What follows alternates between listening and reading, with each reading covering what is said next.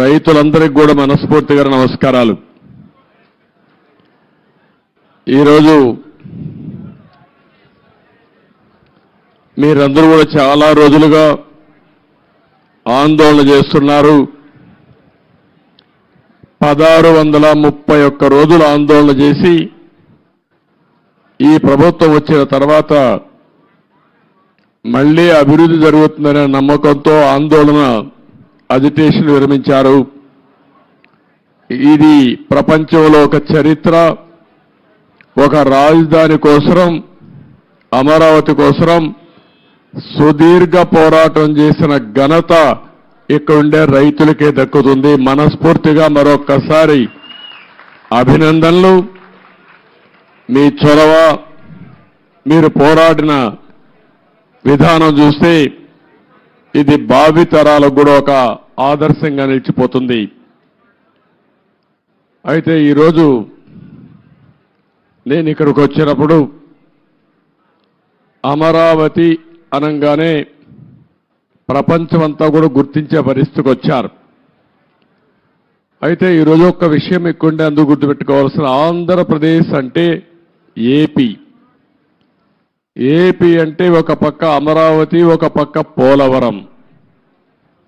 అమరావతి మనందరికీ ఒక చిరునామా, ఒక ప్రజా రాజధానిగా, 5 కోట్ల ప్రజానీకానికి ఒక దశ దిశ నిర్దేశించే రాజధానిగా, మన పిల్లల భవిష్యత్తును తీర్చిదిద్దే రాజధానిగా, ఎవరైనా ఏదైనా చిన్న పనులు చేసుకోవాలంటే ఏ చెన్నైకో, బెంగళూరుకో, హైదరాబాదుకో పాసి పనులు కూడా పోకుండా గర్వంగా నాకు ఒక రాజధాని ఉంది, ఇక్కడ పని చేసుకోగలుగుతానని చెప్పడానికి నిర్మాణం చేపట్టినటువంటి రాజధాని ఇది.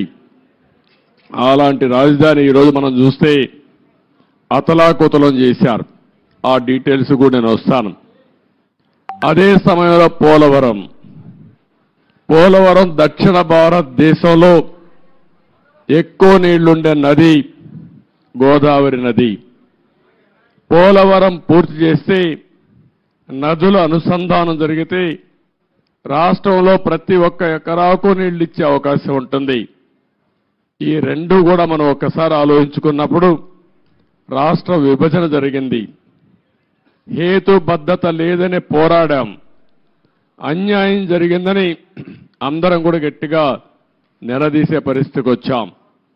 ఆ సందర్భంలో ఒక ఆర్థిక నగరమైనటువంటి హైదరాబాద్ నగరం తెలంగాణ రాష్ట్రానికి వెళ్తుంది కాబట్టి మళ్ళీ ఇక్కడ ఒక నగరం కట్టుకోవాలంటే దీనికి తోడ్పాటు ఇస్తామని, ఇంకొక పక్క పోలవరాన్ని పూర్తి చేస్తే ఈ రాష్ట్రానికి కొంతవరకు వెసులుబాటు వస్తుందనే ఉద్దేశంతోనే ఈ రెంటికి కూడా విభజన చట్టంలోనే ప్రత్యేకంగా మెన్షన్ చేస్తూ ఒక పక్క పోలవరాన్ని జాతీయ ప్రాజెక్టుగా, అమరావతికి ఆర్థిక సహాయం చేయడానికి ముందుకొచ్చారు.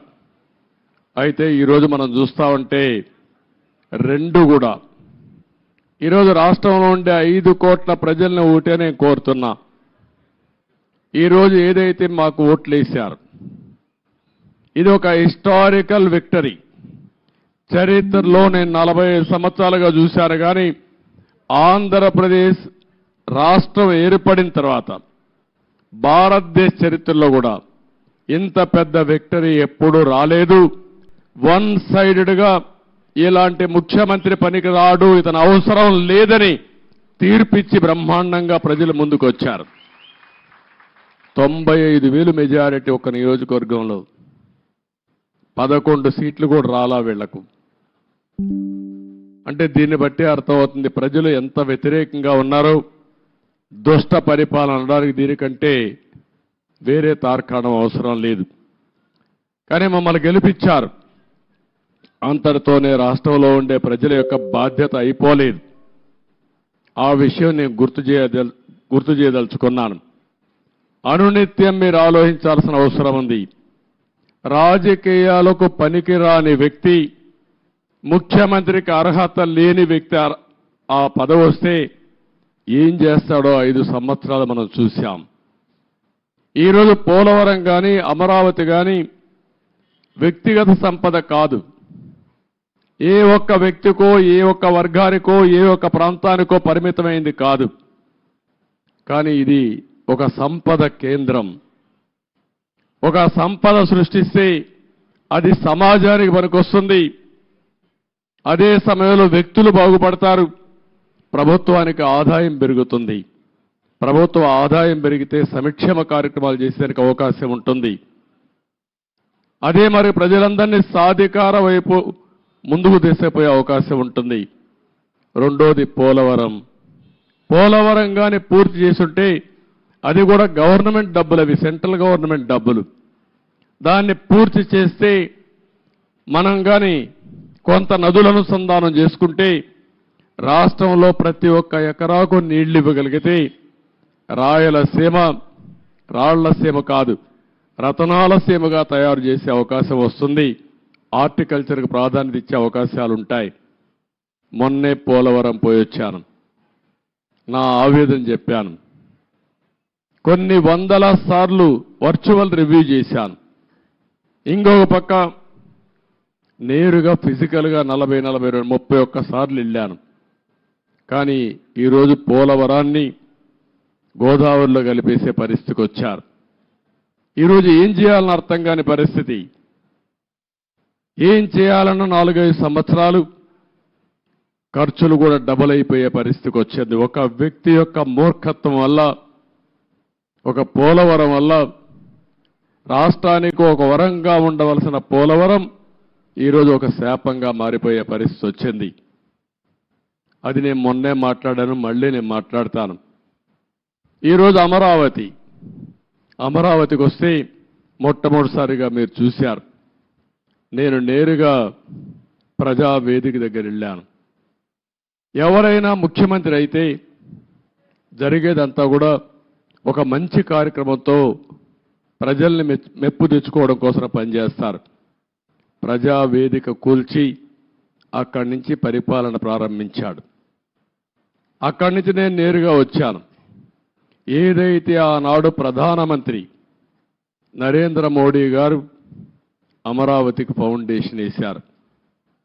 అక్కడ మీరు చూస్తే ఒక బాధ, ఆవేదన. 1631 రోజులు మీరు ఆందోళన చేయడం ఒక ఎత్తైతే, ఈ రాజధాని ప్రారంభించినప్పుడు రాష్ట్రంలో ఉండే ప్రతి ఒక్క గ్రామం, ప్రతి ఒక్క వార్డు నుంచి పవిత్రమైన మట్టిని, పవిత్రమైన జలాల్ని, అక్కడుండే దేవాలయాలు కానీ, మసీదులు కానీ, చర్చిలు కానీ, ప్రార్థనాలయాల్లో ప్రార్థనలు చేసి అందరి దేవుళ్ళ యొక్క ఆశీర్వాదాలు తీసుకొని పవిత్రమైన మట్టిని ఇక్కడికి తీసుకొచ్చారు.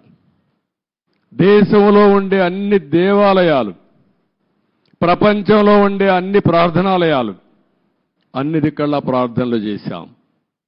దేశంలో ఉండే స్వాతంత్ర సమరయోధులు, త్యాగమూర్తుల గ్రామం నుంచి కూడా పవిత్రమైన మట్టిని, పవిత్రమైన జలాలు తీసుకొచ్చాం. సాక్షాత్తు ప్రధానమంత్రి గారు పార్లమెంట్ దగ్గర మట్టిని, పార్లమెంట్ సాక్షిగా సంఘీభావాన్ని తెలియజేయడానికి యమునా జలాలు తీసుకొచ్చి వారు కూడా సంఘీభావాన్ని తెలియజేశారు. నాకు అనిపిస్తుంది ఆ మహిమే ఈ రోజు మనల్ని కాపాడిందని.